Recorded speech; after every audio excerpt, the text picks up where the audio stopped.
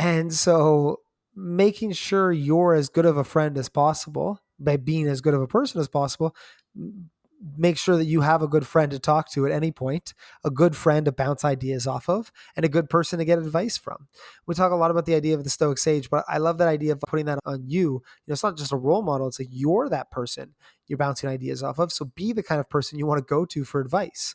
Be the kind of person you want to confer with. Welcome to Stoic Conversations. My name is Caleb Ontiveros. And I'm Michael Tremblay.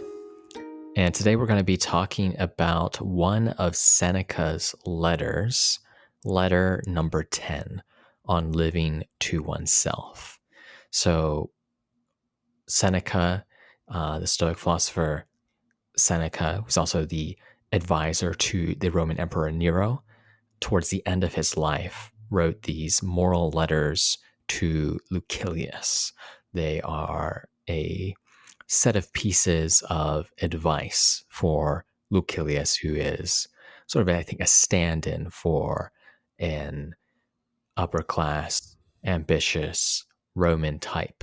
And in these letters, I think Seneca shows of course, an expertise of the philosophy of Stoicism, but also a high degree of sort of psychological awareness. I think he's sort of distinct among the three Roman Stoics we have in his sort of powers of observation and heuristics for ordinary social situations, practical situations. So I chose a letter to go over. It's a short one. We'll read through it and then pull out what we think are some of the key ideas. Yeah, let's do it. Seneca's always great to dig into. I think you hit the nail on the head of his practical heuristics. He just has a lot of, I don't know if it's common sense, because he's obviously in a very kind of privileged, special position. He's very powerful, very wealthy member of the Roman elite, but he understands how to, I guess, be a Stoic while fitting in, being a Stoic while navigating the rest of your roles and obligations really, really well, in a way that, more practical than Marcus Aurelius and Epictetus sometimes, who tend to be a bit more, I would say, on a far end of the spectrum in terms of, I don't want to say extreme, but they're both in unique positions as a teacher and as an emperor, where Seneca's, navigating, I guess, day-to-day normal people, those that are more powerful than him, less powerful than him, and doing a good job of striking that balance. Yep. Yeah, absolutely. All right. Well, and then in this letter, we'll see a little bit of that. We'll also see Seneca's rhetoric and I think some of the way he motivates Lucilius and probably himself as well to act more stoic, and how he sees that. Yeah, let's do it. Excellent. So we'll start by reading it out. So this is letter number 10 on living to oneself. Yes, I do not change my opinion. Avoid the many, avoid the few, avoid even the individual. I know of no one with whom I should be willing to have you shared, and see what an opinion of you I have, for I dare to trust you with your own self. Crates, they say, the disciple of the very Stilbo whom I mentioned in a former letter, noticed a young man walking by himself, and asked him what he was doing all alone. I am communing with myself, replied the young. Pray be careful then, said Crates, and take good heed. You are communing with a bad man. When persons are in mourning or fearful about something, we are accustomed to watch them that we may prevent them from making wrong use of their loneliness. No thoughtless person ought to be left alone. In such cases, he only plans folly and heaps upon future dangers for himself and for others. He brings into his play his base desires. The mind displays what fear or shame used to repress. It whets his boldness, stirs his passions, and goads his anger. And finally, the only benefit that solitude confers, the habit of trusting no man, of fearing no witnesses, is lost to the fool, for he betrays himself. Mark, therefore, what my hopes are for you. Nay, rather, what I am promising myself, inasmuch as hope is merely the title of an uncertain blessing. I do not know any person with whom I should prefer you to associate rather than yourself. I remember in what a great souled way you hurled forth certain phrases and how full of strength they were. I immediately congratulated myself and said, these words do not come from the edge of the lips. These utterances have a solid foundation. The man is not one of the many. He has regard for his real welfare. Speak and live in this way. See to it that nothing keeps you down. As your former prayers, you may dispense the gods from answering them. Offer new prayers. Pray for a sound mind and for good health, first of soul and then of body. And of course, you should offer those prayers frequently. Call boldly upon God.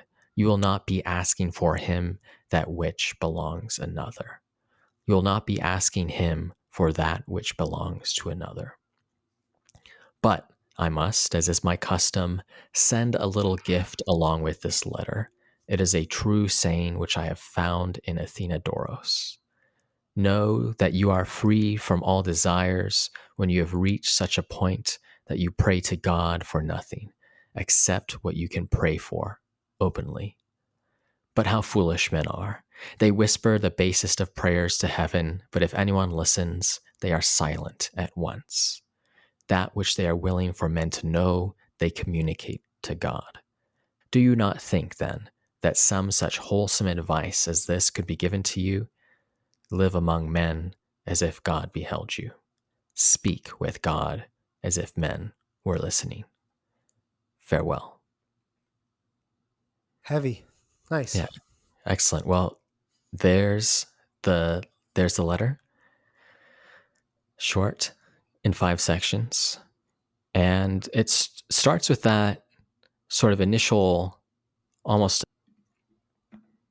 paradox, if you will, which is a he highlights, I think, the dangers of being alone, of isolation, while also noting that a Stoic goal, a Stoic aspiration, is to be able to be the kind of person who is self-sufficient and who can, be with themselves without betraying themselves. So I think that's an interesting thing to call out, because Seneca knows that many people make mistakes when no one's watching, right? They don't, maybe, we don't act as we wish we did when no one's watching. A lot of the incentives are gone. To take it as a simple example, probably many people feel like they don't use their time well when they're alone, perhaps. And yet, on the other side, many people do find a lot of value from being alone. And in a sense, Stoicism calls us to be the kind of person who can be alone and be happy, as well as, I think, practically avoid the madness of crowds. Yeah, I think that's all right. I think that's correct. There's that pragmatic focus on, yeah, being able to commune with yourself. You sometimes hear that today, this kind of advice about, well, don't get in a relationship until you're happy alone, or don't try to find friends until you like yourself. Um, don't try to love somebody else until you can love yourself. And those are coming at it from a different angle, but I think that's one level of it, is that same kind of thing of, yes, being a good Stoic, you are a good Stoic, so you can behave well with others. But there's a danger to being by yourself, and there's a uh, if you're not, I guess, principled, if you're not consistent in what you think and how you act, there's also, maybe an inability to help others appropriately until you get that right. I might be extending that, but that Mm-hmm. same point as before, which is, you can tell you're not a good Stoic if you're not able to spend time in isolation well. And then if the person who can't spend time by themselves well, what are they going to do once they enter a crowd? How are they going to act once they have some people demanding things of them? Well, not well if they're not even okay by themselves.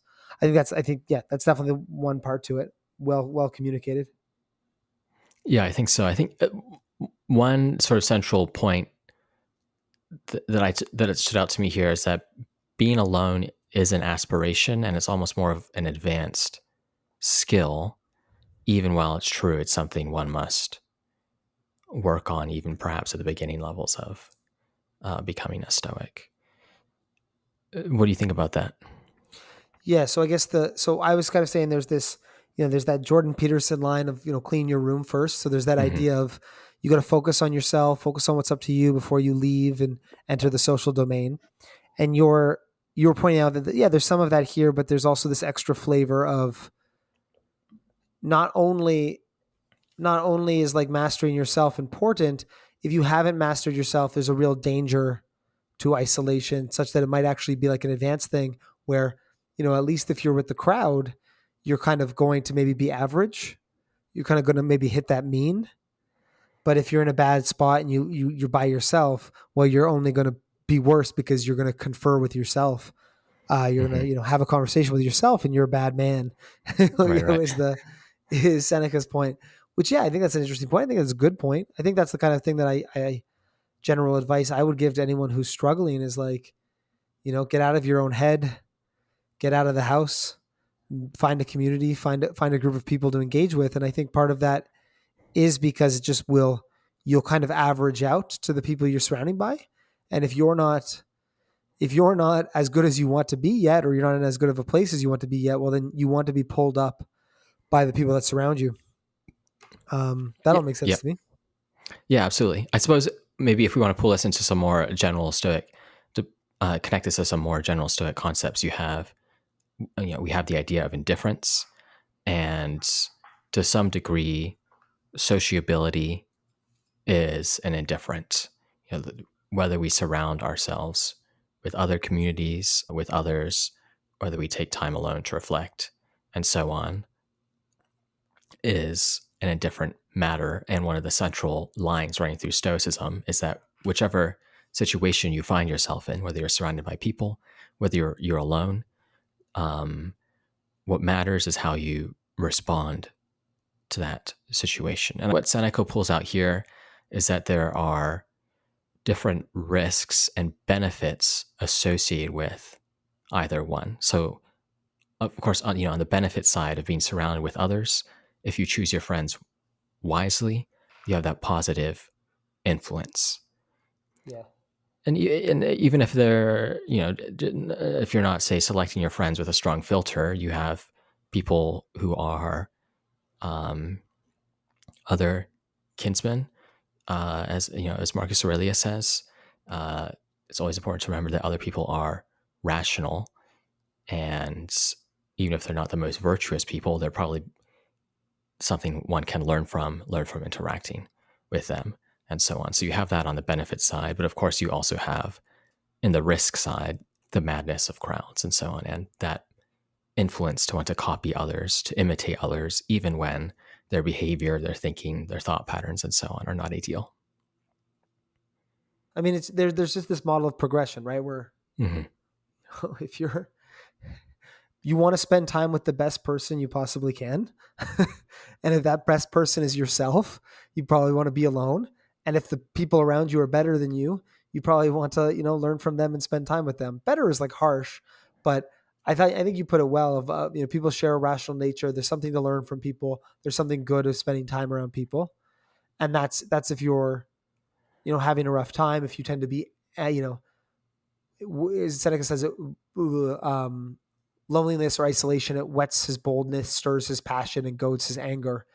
If you find yourself to be a bold, passionate, in the bad Stoic way, and angry person, it's probably better to spend some more time around other people and have those things.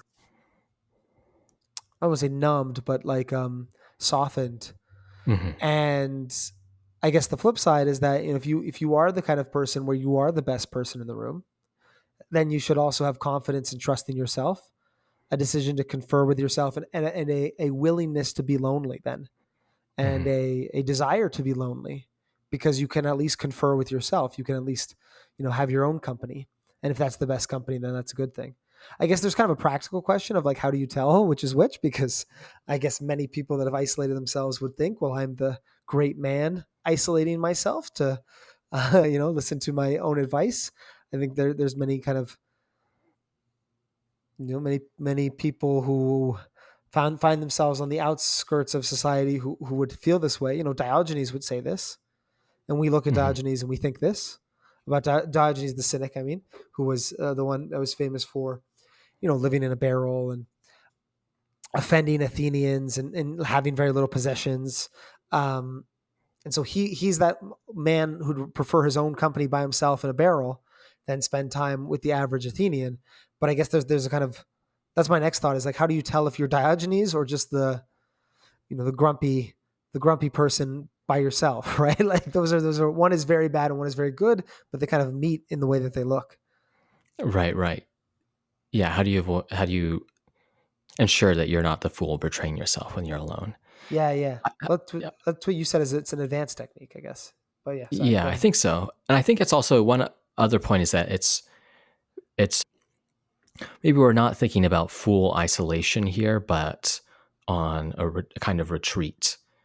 Because Mm. the Stoics, of course, think we're social creatures, so nearly everyone is called to live the life of, in some sense or another, being a citizen, interacting with their city, their family, the community around them, and so on. Um, with maybe perhaps just a handful of exceptions, with Epictetus calling out the cynics and respecting their lifestyle as well. And even so, the cynics live in cities, even if they do it in a different manner than others. Um, so I suppose that's just to say that we're not thinking about going monk mode in a cabin or a cave or somewhere, but perhaps, on the margin, do you take more retreats? Do you take more moments of silence during the day, during the year, whatever that happens to be? And now there's that other question you brought up. How do you know whether you're the person who thinks, I need to be alone with my own thoughts, perhaps working on my own projects, communing with authors like Seneca, the great wisdom of the past, in a Mm. way that really furthers self improvement, versus the kind of person who flees society either out of their own delusion, a sense of grandiosity, or perhaps flee it for some other reason because they're afraid of interacting with others in an unhealthy way. Yeah, that's I mean just a difficult practical question. I think it connects to the other theme, which stands out to me in that last paragraph, which is about consistency. That's something Seneca rails on a lot, and it just comes out here. I mean, I think that's such a beautiful line of you know, live among men as if God beheld you, speak with God as if men were listening. Hmm. And what he's contrasting there is he's contrasting the person who, you know, basically who they really are and what they really desire. They pray in private, they say in private, or they think in private. That's to the gods. And then when they're out with people, they go, "Oh yeah, no, like I don't really want that, or it doesn't really matter to me if that happens. I couldn't really care less." Sure, sure. They lie to men, but then they go and they pray to God that they get rich and powerful and these things happen, let's say. Yeah, yeah. Um, and so, I mean, the important point here, one thing that anybody can do regardless is you can always be consistent. So another way that we were saying, like, how can you know if you're making the right progress? Well, Hmm. one way to do that is to say, well, what does a good person look like? What does a person who wants to commune with themselves look like?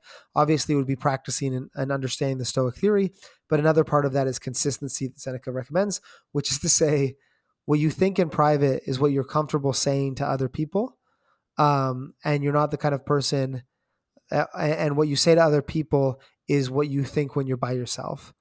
And that kind of consistency, I think, goes a long way towards demonstrating. I mean, maybe you've still got things wrong a little bit, but you're at least not the fool. You're at least not the person who betrays themselves because you at least understand yourself, and you understand your values in a way that's consistent, to, I guess, questioning or any sort of surprises. Right. Yeah. I think that's a good point. That's the rule, or at least a rule of thumb you can use to determine whether you are living by yourself in a way that is, as the Stoics would say, virtuous, healthy, or perhaps whether there is um, a kind of viciousness in seeking solitude, and that heuristic is Hmm. is what you are doing can it be made public? Can it be expressed publicly?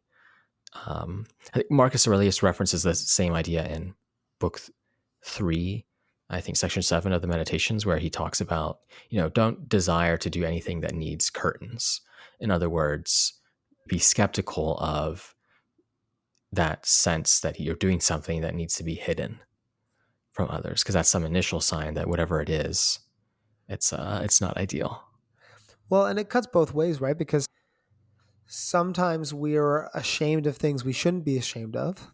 Hmm. And then sometimes we're not ashamed of things we should be ashamed. Like sometimes we desire things that are shameful and bad. And so we retreat into isolation to do them and to be that way and to live that way. And that's bad. But sometimes, I think of, I think of somebody who's gay, who hasn't, come out of the closet yet or something like this. Like there's no, obviously they're going up against pressures to do that, but there's this idea of, there's a shame there, but like living your best life would be involving actually breaking through that shame and actually being comfortable saying that in public and being that self around people. So that kind of retreating into the isolation to do that is, it's not because, oh, you should be ashamed of the things you do in private, but it is, there's something there about you haven't really achieved that consistency between the private and the public. And we see that obviously as like a source of, pain and frustration for a lot of people. Hmm. Yeah. And so I suppose there's two things there. One is that consistency is a good heuristic, but you need to ensure that you're putting good thinking into consistency, I suppose. Because one way to be consistent is Yeah. just decide, oh, I'm going to act poorly both in private and in public. Um, so that's one thing. And then the other thing is that you can't have the expectation that everything worth doing can be done in public and in private. That for the reasons you say, there's a case where maybe society has a number of false beliefs, uh, is structured in such a way that you can't act well in public, or at least another way to put it is that you need to acting well strategically just looks different than acting well in private does. And I think that's a serious complication that one needs to think through. But perhaps in a lot of ordinary cases, if we think about some ordinary cases in modern life, uh, whether it's using time well or uh, with others or by ourselves, we probably don't run into those sorts of situations as often where, oh, like what good behavior looks like in private looks different from what it looks like in public. But they certainly do exist. Yeah. So like in most cases, good behavior in private is going to look similar in public, although there's some cases where that doesn't apply. But that consistency, yeah, I think you raised the good point. Is like, has to be consistency with good reason. Otherwise, you're just consistently bad, and that's not. Mhm. That doesn't help anybody. Yeah, Like, yeah, yeah. oh, Seneca's telling me to do these terrible things I do by myself everywhere. So I guess I'll leave the privacy of my house and I will, do them in public. And that's not the advice here. Right, right. So one way I think about summarizing this letter is that we have this Stoic aspiration: be someone who can be happy alone. And then there's that question: how is this achieved? Or by in two ways. One is by keeping others in mind. That's that point about consistency. Our behavior in private should reflect our behavior in public, and that's sort of a rule of thumb. Can I easily justify my behavior in private and in public and so on? Or it brings to mind that there's a line from the writer C.S. Lewis to the effect of those those who immediately lose their courtesy at the dance party when they return home had none at all, or something like this. There's that thought, can you keep courteous behavior as a part, because it's a part of your character? Can you keep it through whatever circumstance you're in? And by keeping others in mind, that's uh, one way to remind yourself of what excellence looks like, I suppose. So that's one rule of thumb. And then the other rule of thumb is by keeping God in mind. So Seneca talks about prayers, calling boldly upon God. The Stoics, we have this other episode on the Stoic view of God, but they saw God as nature. And that means, I think, living in accordance with this nature, and respecting, or I should say, aligning yourself with what is rational, the logos, as it were. So some of these big ideas come into play immediately, but perhaps a simpler first pass at it is by keeping your values in mind. And of course, for the Stoics, those values are captured by these ideas of human nature. What are we? We are rational and social creatures, and that's what determines good behavior, or that's what determines smart behavior. That's sort of how I think about these two answers this letter suggests to being the kind of person who can live alone, keeping others in mind, keeping nature in mind, your nature. Yeah, that's really important. And like I think what's helpful when we do this kind of stuff is to think about what it would look like if you're not doing this. Um, so if you're not keeping other people in mind, or you're not keeping your nature in mind, times when we don't keep our nature in mind, we think about that like Seneca would talk about the mob or the crowd, when kind of you get peer pressured into doing something. Maybe people are like, bully, you got to bully this person to fit in and be cool. Well, you're not really keeping your pro-social nature in mind. You wouldn't really be proud to wish to God, or metaphorical or otherwise, to be a better bully or something like this. So you're just getting kind of pulled into the demands of the crowd, of the mob there. And so that's something to be embarrassed by. Likewise, the crowd though does have this kind of pacifying effect. So I think about somebody, I think about when I'm by myself sometimes and I'm angry, maybe I'm like insulting somebody in my head, or I'm kind of like making up, well, if they did this, I would act this way. And I'm kind of coming up with these, fantasies or something. And, would those be ones that you'd be comfortable, would those be thoughts you'd be comfortable sharing with a friend? Would those be Mm-hmm. thoughts you'd be comfortable sharing in a room of your peers? And if not, you should, start to question why you're thinking those, or how helpful those are, or if they're just kind of, you know unhelpful thoughts you're getting away with because there's nobody there to kind of call you out and saying, hey, that's not really the best way to, that's kind of an angry response, not really the best way to think about this thing. And so those are kind of the moderating effects in both ways. Remembering God, or as you were saying, more really remembering your nature and your place in the universe, can moderate us against the pull of the mob, peer pressure, things like this. But then also remembering people, because people are good and people have pro-social, like they often can Right, help our right. behavior, can pull us out of these kind of negative, angry spirals, or sad spirals, or whatever happens when we're by ourselves and we're kind of just feeding into these things. And so, yeah, not doing this would look like falling into either of those, either being highly influential, or um, getting a feedback loop of your own negative behavior, be that, or own negative tendencies, be that like a tendency to be angry or judgmental, or even just think too lowly on yourself, be too insecure, things like this. Does that sound right to you? Yeah, I think that's well put. You kind of have the mistake of, we've talked a lot about the mistake of, failing to be consistent, but when it comes to, keeping, I think the crowd example is really nice, keeping your own nature in mind. Well, some ways in which being in the crowd might distort that is you act in an antisocial way because that's what the crowd pushes you to do. Another way might be you abdicate your reason. You let the crowd do your thinking for you Yeah, totally. instead of being rational yourself. And then we also have the risks of, I think, of solitude. When you're left alone to yourself, if you have those dispositions, those natural tendencies you're like talking about, to be angry or so on, you might just let that run free, influence you in certain ways.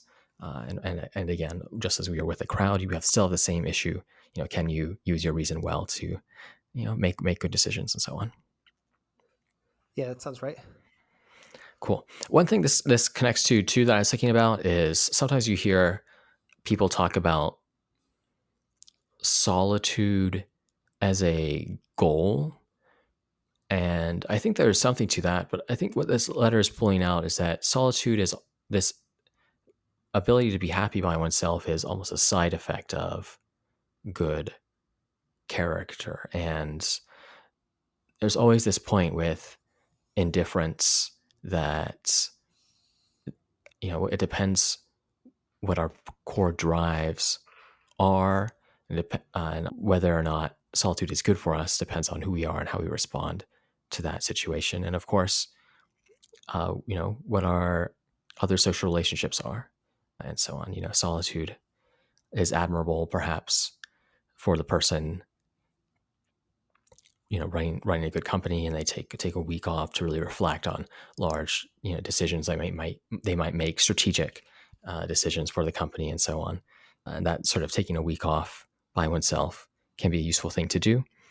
In that case, if you take some other context, of course, taking a week off when your family really needs you and the company's going through a hard time or something like that is obviously less ideal. So social relationships obviously matter. Is solitude a goal? No. Being able to be happy by oneself is an effect of good character. And then the Stoics would say whether or not you're called to be alone, that depends on the circumstances, the situation.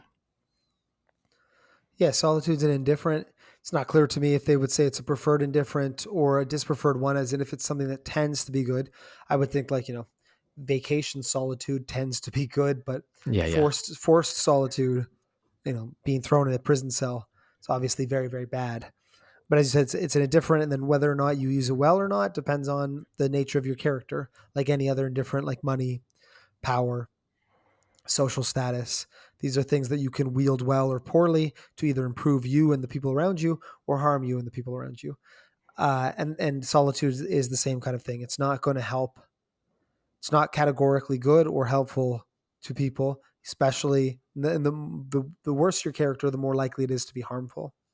Mm-hmm. And I think about this in terms of the internet when we're having this conversation, just pulling into a contemporary example of like how the internet can,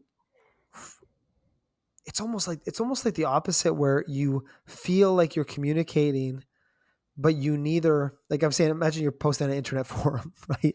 You feel like you're communicating, you're checking that little box in you're checking that spot in your brain that's like, oh, I'm engaged in a social community. This is good. But because of the anonymity, I think you're neither being held before God nor held before people. So it brings out the worst in people, right? Because you're neither holding yourself to that authentic example because you'd be like, oh, I'm just trolling, or I'm just, shit posting or something on the internet. And so you're not committing to being your authentic self, but you're neither actually being accountable to a crowd of people. And so you end up that's like, I think, one of the most dangerous spirals of loneliness and isolation that I see today. And I mean, Seneca wasn't anticipating that here, but I think it's an example of something that doesn't have either of the conditions he's looking for, and so can be dangerous. Maybe that's a bit of a stretch, but I think there's something there.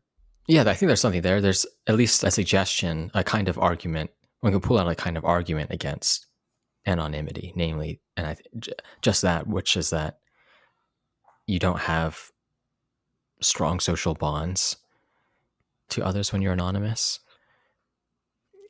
They're always to some degree weakened by the lack of identification responsibility.